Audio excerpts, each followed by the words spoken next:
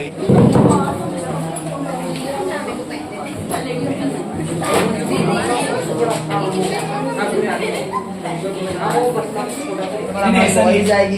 सिर्फ जो जाने दो ना, अच्छा है ना, तुम्हारे डाउट्स इसमें क्लियर होंगे। जो देख रहा होगा उसके भी तो सीधे यस। मैंने आपके सामने एक ट्रायंगल बनाया, राइट एंगल ट्रायंगल, और मैंने दो साइड से बातें नहीं बोर्ड में, मैंने आपको दो साइड से साइन पी में और आर में, ठीक है, दोनों साइड से मैं आपको चाह रहा हूँ कि आप ये लिख के बताएं, ठीक है। रेशियोज के नाम, रेशियो के नाम लिखने से, हाँ तो अभी नंबर्स दिए नहीं मैंने तुमका। चलो पानी लाना था, बम मिसाइल नहीं लानी। चलो जल्दी से लिख के बताइए। साइन, साइन का मतलब होता है अपोजिट अपॉन हाइपोटेन्यूज, ठीक है। हाँ तो सारे लिखने नहीं, पी बाय एच, पी, सुनिए सुनिए सुनिए, यहाँ पे मेरी बात सुनिए, स्टॉप राइटिंग, बोर्ड पे रहो। देखो आपको ये याद है P बाय H, तो P कौन है ये कौन बताएगा आपको? तो आपको उसकी साइड लिखनी है, मैं यूं बोल रहा हूं। तो आप इसके हिसाब से देखो, P के हिसाब से साइड कौन सी बन रही है, तो R Q upon P R, ये लिखना है। ये तो मुझे भी मालूम है, आपको पंडित से सब याद हो गया है, ठीक है। वो मेरे जमता ही नहीं, वो पंडित है ना, चाह रहा हूं ये लिखो आप। देखिए साइन का मतलब क्या होता है, अपोजिट अपॉन हाइपोटेन्यूज। अपोजिट किसकी है, इस एंगल की। तो ये एंगल क्या है आपके पास, P है, तो P की अपोजिट साइड क्या है, ये देखो इस एंगल की सामने वाली साइड क्या है, R Q upon hypotenuse. Hypotenuse कैसे पहचानते हैं, 90 डिग्री के सामने वाला। देखिए हाइपोटेन्यूज ही ऐसी चीज है जिसको एंगल से कोई फर्क नहीं पड़ता, अदरवाइज आपका अपोजिट साइड और एडजेसेंट साइड चेंज होगी। जल्दी से 6 की 6 रेशियो लिख के बताइए, हुआ जल्दी से। Yes, R Q upon P are.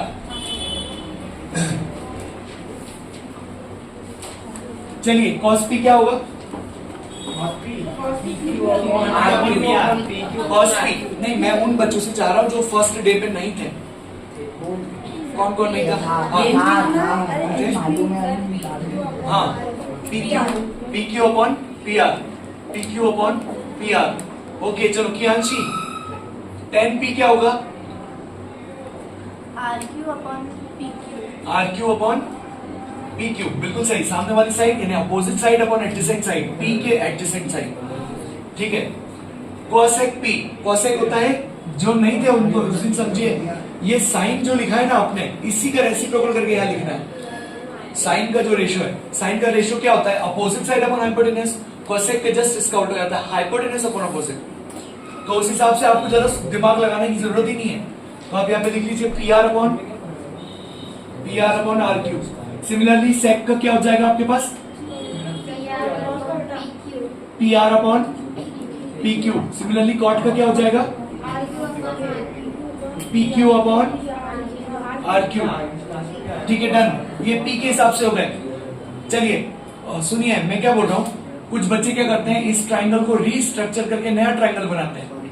मैं नहीं चाहता आप वो करें। अब आपके दिमाग में, आपकी आंखों में चलने लग जाना चाहिए कि कौन सा एंगल क्या होता है।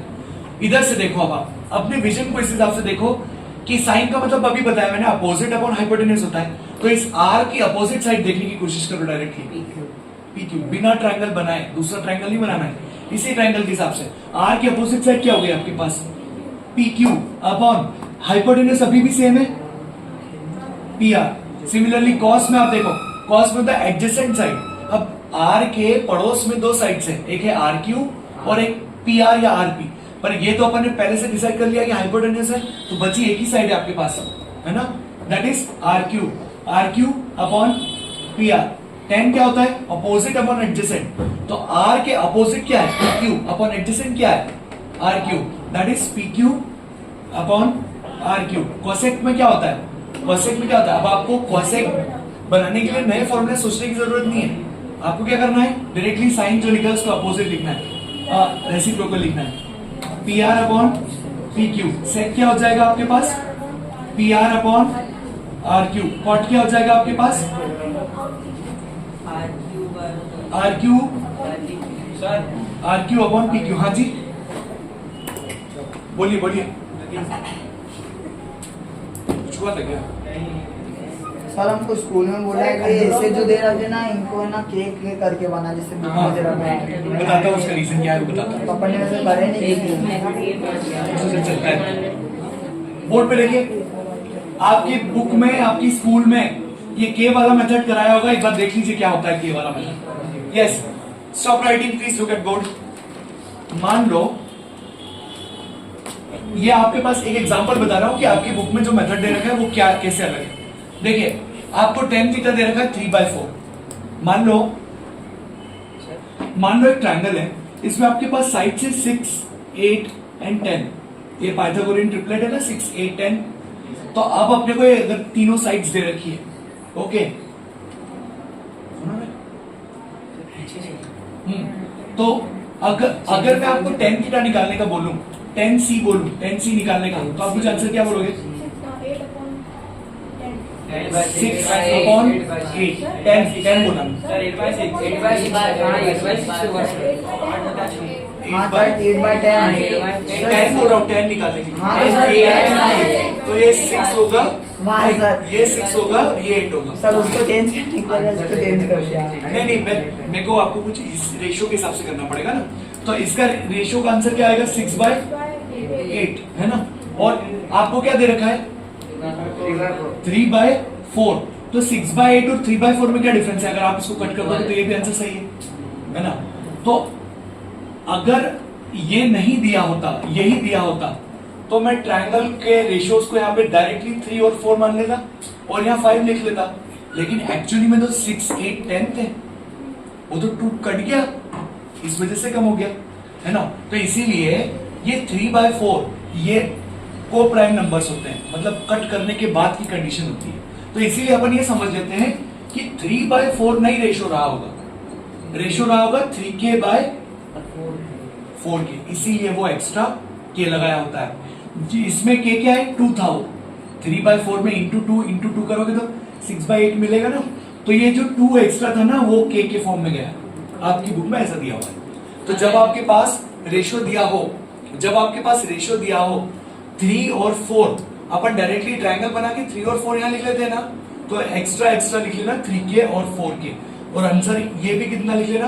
5k। जब आप सॉल्व करोगे, चलो इसका साइन थीटा बताओ मुझे। इसका साइन थीटा हो जाएगा 3k/5k। तो k से k कैंसिल करने पर आंसर क्या बच रहा है? अरे भाई मैं इस क्वेश्चन ओके सुनिए, तो मेरा कहने का मतलब ये है कि k का कोई इंपैक्ट नहीं है, लेकिन लिखना क्यों जरूरी है? क्योंकि ये ना अपने पास जो रेशियो दिया है ना, कट पिट करने के बाद के दिए होते हैं। एक्चुअल रेशियो 6/8 था फॉर एन एग्जांपल, तो हमको दिया क्या है? 3/4 दिया, तो हमको एक्स्ट्रा k क्यों लगाना पड़ रहा है? क्योंकि 6/8 के एक्स्ट्रा जो 2 फैक्टर्स थे ना, वो 3 2s और 4 2s, वो 2 से 2 अपन ने कैंसिल कर दिए थे। तो अपन जब वापस क्वेश्चन सॉल्व करेंगे तो हम उस एक्स्ट्रा फैक्टर को k मानेंगे, है ना। मतलब cos theta equal to 4, if 5 cos theta equals to 4, find the value of sin theta। क्या करोगे आप अगर ऐसा क्वेश्चन आ जाए तो? 3k/5 मालिक सुनिए ना 2 मिनट, हम सिखा तो मैंने कल ही दिया था आपको, लेकिन आज मैं एक्स्ट्रा वो के लगाने की चीज बता रहा हूं आपको। मैंने क्वेश्चन क्या दिया? 5 cos थीटा इक्वल्स टू 4, ठीक है। तो मैं इसको सबसे पहले थीटा मान लेता हूं, और cos थीटा इक्वल्स टू मुझे मिल गया 4/5, ठीक है। तो मैं इस ट्रायंगल में 4k लिखूंगा और यहां पर 5k लिखूंगा, ठीक है, क्योंकि cos थीटा होता है एडजेसेंट अपॉन हाइपोटेन्यूज। तो मैं डायरेक्टली 4/5 नहीं लिखूंगा, 4k/5k लिखूंगा, क्योंकि मुझे मालूम नहीं है कि जो ट्रायंगल की साइड है वो 4 और 5 ही थी कि इनका कोई फैक्टर था या इनका कोई मल्टीपल था। आई बात समझ में? तो मैं क्या लिखूंगा यहाँ पे? 5k, और यहाँ क्या लिखूंगा? 4k। उस हिसाब से मैं इसको सॉल्व करूंगा पाइथागोरस थ्योरम लगा के, तो मुझे यहाँ पे क्या मिल जाएगा? 3k। तो सिमिलरली अब मेरे को यूं बोला कि find the value of sine theta, तो मैं यहाँ पे लिखूंगा 3k बाय 5k, k से k कैंसिल करके 3/5 आंसर लिखूंगा। क्या मेरी बात समझ में आई आपको? देखिए आंसर पहले कल भी वही आ रहा था, आज भी वही आ रहा है, एक्स्ट्रा क्या आ गया? अब अपन एग्जाम्पल नंबर 2 पढ़ते हैं। एग्जाम्पल नंबर 2 आप मत बोर्ड बुक में देखिए, मैं खुद करा रहा हूं। बोलो। जरूरी है कि लिखना? देखो आंसर सेम आता है। आपके टीचर अगर यूं चाहते कि नहीं आप एग्जैक्ट बुक की लैंग्वेज लिखो तो के जरूरी है, और अगर नहीं चाहते, अगर आपको 1 मार्क्स में या ऑब्जेक्टिव में कोई क्वेश्चन आ जाता है तो फिर आप मत के लिखो, ठीक है। ये क्वेश्चन सही बात है कि जरूरी है क्या? देखो आंसर में कहीं से कहीं तक नहीं आता, कैंसिल हो जाता है, बट क्या रीजन है वो भी मैंने आपको बताया कि वो एक फैक्टर होता है ना। और आपके टीचर की इच्छा होती है इसके आगे, हो सकता है आप के नहीं लिखो, आपको 19.5 मार्क्स आ रहे हो और वो के से वो आधा मार्क्स कट कर ले, है ना, कट कर सकते हैं, क्योंकि उनके हिसाब से परफेक्शन है ना, के भी आना चाहिए। चलिए क्वेश्चन नंबर 2 मैं बोर्ड पे कर रहा हूं, आपको कुछ भी नहीं करना है, आपको सिर्फ बोर्ड पे देखना है। Don't write anything in your notebook. You बोला है एंगल बी और angle Q R acute angles such that sin B equals to sin Q, then prove that angle B equals to angle Q। कल अपन इस type पे question कर चुके हैं short method से, लेकिन आपके बुक के एग्जांपल में अलग मेथड से कर रखा है, इसलिए मैं भी वही वाला मेथड बताता हूँ।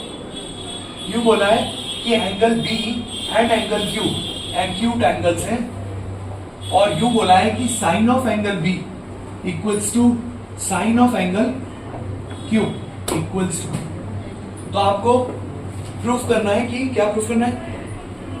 Proof that angle B equals to proof angle B equals to angle Q। हम यहाँ पर 2 ट्राइंगल्स बना रहे हैं, जैसे मैंने कल भी बताया था आपको कि हम बड़ी मेथड से ऐसे कर सकते हैं, ठीक है।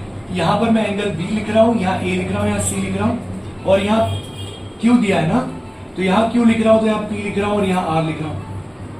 2 राइट एंगल ट्राइंगल्स ले रहा हूँ, और मेरा फोन। चलिए, तो आपके पास 2 ट्राइंगल्स बनाए, दोनों की साइज भी अलग अलग है। हमको प्रूफ करना है कि एंगल B और एंगल Q इक्वल है ना। हम सिमिलैरिटी से करें या उसके भी पहले बुक वाला मेथड और दूसरा है, उससे कोशिश करते हैं, ठीक है। चलिए, गिवन क्या है अपने को? साइन B 2 ट्राइंगल क्यों बनाए? आपने कल एक चीज बताया था, यही चीज, हाँ, एक से बताया था। मैं बोलता रहा हूँ कि वो मेरी मेथड थी, आपकी बुक में जो मेथड दे रखी है वो मेरे को बताने की इच्छा है, ठीक है।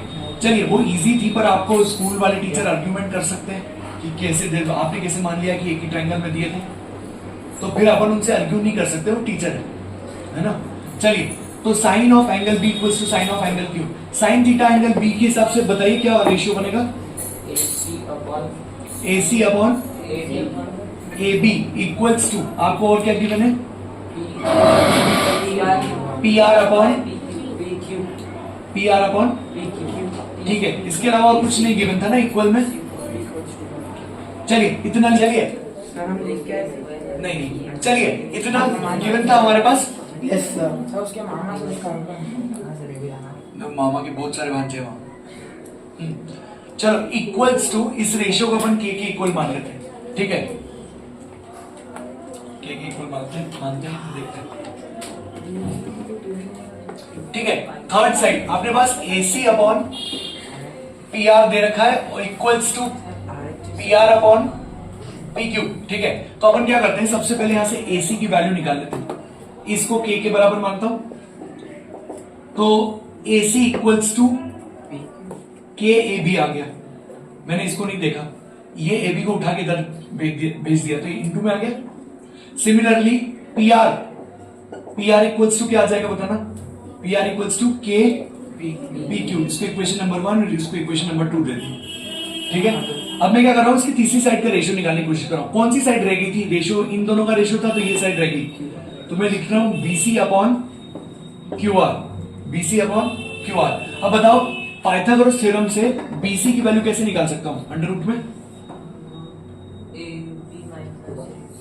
AB का स्क्वायर माइनस AC का स्क्वायर अपॉन अंडर रूट में PQ का स्क्वायर माइनस PR का स्क्वायर।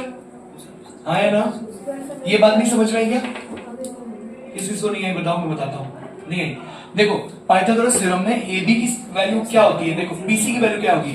सबसे बड़ी वाली साइड का स्क्वायर माइनस एसी का स्क्वायर, ठीक है। और इस हिसाब से ए बी का स्क्वायर माइनस एसी का स्क्वायर कुछ बीसी का स्क्वायर, हाइपोटेन्यूज का है। मैंने ना हाइपोटेन्यूज को इधर कहीं जगह इधर भेज दिया, ठीक है। तो इस हिसाब से मैंने यहां पर ये लिखा है। अब सुनिए ए बी और ए सी अगर आप चेक करो तो ए सी की वैल्यू आपने क्या निकाल रखी है? के ए बी। तो यहां पे लिख लेता हूं ए बी का स्क्वायर माइनस के ए बी का स्क्वायर, के का भी स्क्वायर आएगा अपॉन पी क्यू का square minus sorry E R की वैल्यू है ना, तो पी क्यू का स्क्वायर माइनस के पी क्यू का स्क्वायर, के स्क्वायर पी क्यू का स्क्वायर। अब अपन एक काम करते हैं, इन दोनों में ए बी स्क्वायर कॉमन है तो निकाल लेते हैं कॉमन। ये बच जाएगा आपके पास B C upon Q R is equals to क्या बोल रहे हो? 1 माइनस के स्क्वायर अपॉन पी क्यू का स्क्वायर कॉमन निकाला अंडर रूट में 1 माइनस के स्क्वायर। ये 1 माइनस के स्क्वायर से 1 माइनस के स्क्वायर कैंसिल हुआ, स्क्वायर से रूट कैंसिल हो गया, तो A B upon P Q के बराबर आ गया। हाँ थोड़ा सा सर बंद ही करना पड़ेगा। हो रहा है, बोल रहा है। सब्सक्राइब कर दो, बेल आइकन